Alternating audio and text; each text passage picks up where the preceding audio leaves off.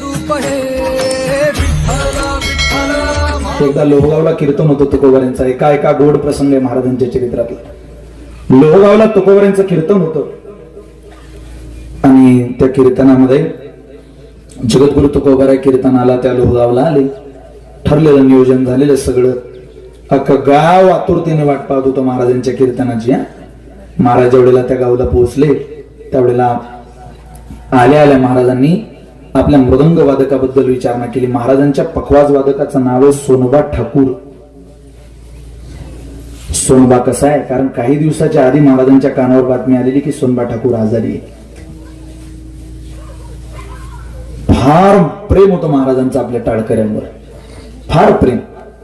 14 टाळकरी होते प्रमुख, सोनोबा ठाकूर होते. त्यात पखवाज वाजवायला काय सोनोबा ठाकूर. महाराजांचं कीर्तन म्हणजे कोणी पखवाजाला हात लावणार नाही, सोनोबा ठाकूरांनी वाजवावा. महाराजांच्या आवडीचे मृदंग वादक. आल्याला विचारलं सोनोबा आजारी आहे. बरोबर, तो आजचं कीर्तन नाही का वाजवू शकणार. नाही महाराज, नाही वाजवू शकत. तो तापलाय हो, त्याचा अंग फणफणलेला आहे. त्याच्या मुलाबाळांसाठी सुद्धा उठून बसू शकत नाही. महिना झाले तो आजारी. बरोबर. महाराज म्हटले कोणी का असो कीर्तनाला बोलवा, आपण कीर्तन करून घेऊ. काय झालं, सोनोबा ठाकूराच्या जागेवरती कार्यकर्त्यांनी पखवाज वादकाची व्यवस्थाही केली. स्वतः रामेश्वर भट्टांनी, मंबाजीबांनी, अनेक मंडळींनी, अगदी गंगाधर बुवा, त्यांनी सगळ्यांनी व्यवस्था केली. आता पखवाज यांनी वाजवायचा बाबा. महाराज त्या कीर्तनाच्या गादीवरती गेले, विना घेतला. तुकोबारांचं कीर्तन असं होतं, एकदा डोळे बंद केले का जय विठ्ठलाला डोळे उघडायचे, तोपर्यंत संबंध नाही समाजाचा. एकदा डोळे बंद केले जय विठ्ठलाला, कोणी उठून जावं, कोणी येऊन बसावं, याचा संबंध नाही. महाराजांनी डोळे बंद केले आणि पखवाजावरची थाप ऐकली. ती पखवाजावरची थाप ऐकता बरोबर बंद केलेले डोळे जगद्गुरु तुकाराम महाराजांनी उघडले. सोनोबा ठाकूराच्या जागेवर माझ्या कीर्तनात कोण मृदंग वाजवायला आलेला आहे हे मी पाहिलं पाहिजे ना. महाराजांनी त्या पखवाज वादकाकडे पाहिलं. महाराज दुसरं तिसरं कोणी नव्हतो, स्वतः सोनोबा ठाकूरच मृदंग वाजवायला हजर होता, स्वतः सोनोबा ठाकूर. आता ऐका, त्या सोनोबा ठाकूराला ज्या वेळेला महाराजांनी पाहिलं, डोळे पाणावले महाराजांचे. कीर्तनाच्या वेळी रडे पडे लोडे प्रेमाविन डोळे गळताती प्रमाण म्हणणारे तुकोबाराय लोकांना रडवण्याकरता कधी रडले नाही, लोकांना हसवण्याकरता कधी हसले नाही. पण आपल्या वारकऱ्यावरती प्रेम असताना मात्र तुकोबाराय रडले सोनोबा ठाकूराकडे पाहून. महाराजांच्या डोळ्यातलं पाणी महाराजांनी पुसलं. निष्ठावंत भाव भक्तांचा स्वधर्म या अभंगावरती त्यांनी चिंतन केलं. कीर्तन झालं महाराजांचं. कीर्तन झाल्यानंतर विनेकराने महाराजांच्या पाया पडावं, महाराजांनी विनेकराच्या पाया पडावं, पखवाज वादकाने महाराजांच्या पाया पडावं. महाराज ज्या वेळेला गादीवरती बसले त्यावेळेला सोनोबा ठाकूरांनी आपली पागोटी काढली, खांद्यावरची गोगडी बाजूला ठेवली आणि मी आजारपणात मृदंग वाजवायला आलोय. हातातली काठी होती, वय नव्हतं पण आजारी होता म्हणून हातातली काठी सुद्धा बाजूला ठेवली आणि मस्तक जगद्गुरु तुकोबारांच्या चरणावर ठेवलं. याने माझ्या कीर्तनात मृदंग फार सुंदर वाजवला म्हणून याचं कौतुक केलं पाहिजे. आशीर्वाद देत नव्हते बरं का महाराज कोणाला. तुकोबारांनी कोणाला आशीर्वाद दिला नाही, आणि दिला तर एकच, कर्म धर्म तुम्हा असावे कल्याण. हे आम्ही देतो आशीर्वाद, आयुष्यमान भव आणि पुत्रवती भव.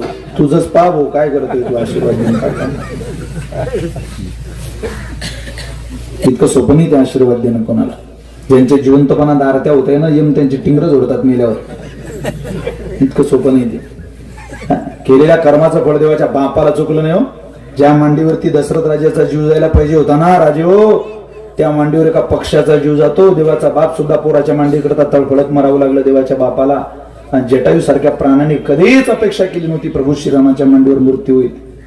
हे कर्म आहे जीवनातलं, ते कोणाला चुकत नाही. कर्म करायला माणूस स्वतंत्र आहे, पण त्याचं फळ मात्र परमात्म्याच्या हातात, तो पारतंत्र्यामध्ये.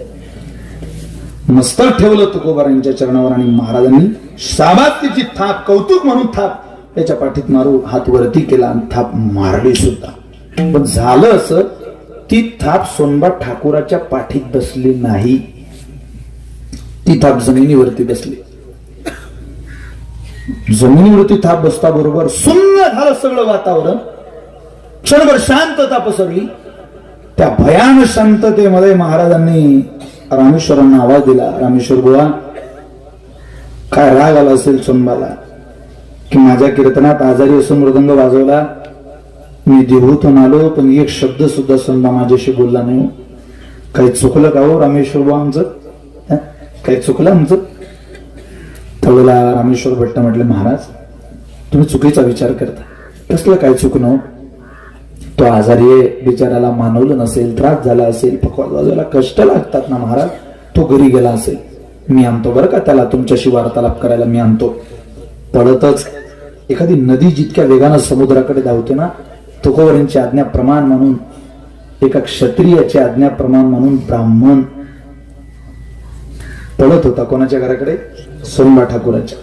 सोनबा, अरे सोनबा, सोनबा दरवाजा उघड, भल्या माणसात तुकोबर तुझी वाट पाहत आहे बाबा, काय करतोय तू? अरे दोन शब्द माझ्या तुकोबरांशी बोलला असता तर काय वेळ झाला असता रे सोनबा तुला? उघड उघड उघड, दरवाजा उघड. दारावरचा आवाज रामेश्वर भट्टांचा ओळखला, पण दरवाजा उघडावा इतकी सुद्धा ताकद सोनबा ठाकुरात नव्हती. बाजीच्या खाटेच्या खाली पुतण्या झोपलेला होता. त्या पुतण्याला हलवलं, रामा दरवाजा उघड रे जरा. अरे रामा इकडे, बाहेर सुद्धा रामा आलाय, उघड ना दरवाजा. भूदेव आले रे, उघड दरवाजा. ते पोरग उठलं, महाराजांनी दरवाजा उघडायला गेलं. महिना झाला होता, महिना. काही टाळकरीची भेट झाली नव्हती सोनबा ठाकुराला. आणि ज्यावेळेला जवळची माणसं भेटत नाही ना महाराज, त्यावेळेला ती सुन्न सुन्न ती तो कमीपणा कोणी. जवळची माणसं शेवटी जवळचीच असतात. त्या आरेकार्यामध्ये, त्या चेष्टांमध्ये, त्या गप्पांमध्ये, त्या मस्तींमधला आनंद जगाच्या पाठीवर कुठे मिळत नाही. कोणी पैसा देईल आपल्याला, पण जवळच्या माणसानं फिरवलेला हात कधी आयुष्यभर विसरता येत नाही. पाठीवरती गुरुजी थाप मारतात ना जिल्हा परिषदेचे, त्यावेळेला खूप आनंद होतो. कलेक्टराचा पुरस्कार वेगळा, आणि ज्या गुरुजींनी मला शिकवलं त्यांनी हात फिरवा पाठीवरून, तो आनंद वेगळा असतो.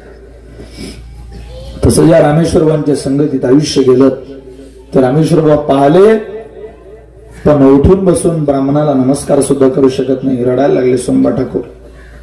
सोनबा काय झालं रे, का रडतो तू? मला बरं नाही हो, जिवंत असून मी माझ्या तुकोबरांच्या कीर्तनात मृदंग वाजवू शकत नाही. किती पाप केलं असेल मी. मला ही घटना अगदी सांगताना भरून येता येते सोनबा ठाकुरांमुळे नाही महाराज. हीच घटना स्वानंद सुख निवासी जोग महाराजांच्या परंपरेमध्ये घडली. वैकुंठवासी पांडुरंगबुवा वैद्य म्हणे तुकोबारांच्या पालखीचं प्रस्थान होतं, महाराजांचा शेवटचा काळ होता. महाराजांना बरं नव्हतं तेव्हा. त्यावेळेला संस्थेमध्ये पाडीचे पाडी चालू होते ज्ञानेश्वरीचे गाथ्याचे. त्यावेळेला मानाचं नारळ आलं तुकोबारांच्या प्रस्थानाचं. ते नारळ डोक्याला लावलं पांडुरंग बाबांनी, आणि पांडुरंग बाबांचे शब्द आहे त्यावेळीचे, तुकोबाराया एक तर हा पांडुरंग बुवा जिवंत पाहिजे आहे, जिवंत आहे तर तुमच्या पालखी सोहळ्यात पाहिजे होता. आज तुमचं प्रस्थान असून मी या संस्थेत मी इथं पडलोय. तुमचं प्रस्थान असून जर मी तुमच्या प्रस्थानाला पखवाजाची सेवा करू शकत नाही तर मी आज जिवंत तरी नको पाहिजे होतो. जिवंत असेल तर तुमच्या सोबत, आणि जिवंत असून जर तुमच्या सोबत नसेल तर हे आयुष्य व्यर्थ आहे. सोनबा ठाकूर रामेश्वर भट्टांना म्हणतो, मी मृदंग वाजवू शकलो नाही तुकोबारांच्या कीर्तनात, काय पाप असेल माझं. रामेश्वर भट्टांना ते बोलणं कळत नव्हते. अहो मी एवढ्या करता आलो, तुम्ही तुकोबारांशी बोलले का नाही?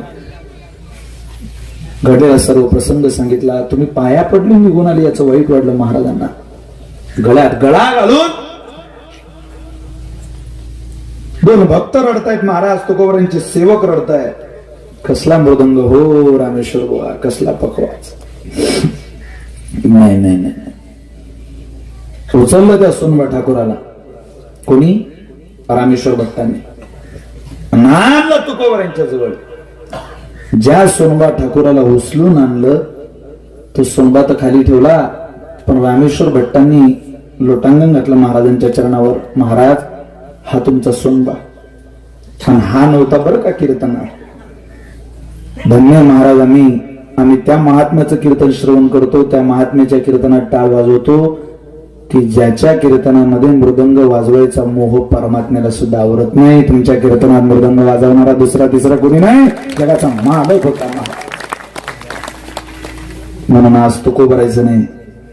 येणाऱ्या काळात देहूच्या माणसाचं कीर्तन होणार नाही. आता कीर्तन होईल ते त्यावेळेला प्रत्येक कीर्तनामध्ये महाराजांनी आरती म्हणावी. तुकिता तुलनेसी ब्रह्म तुकासी आवे मनवणी रामेश्वर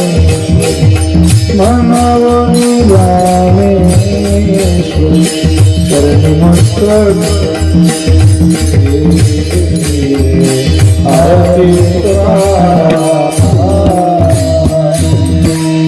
आरती तुकारा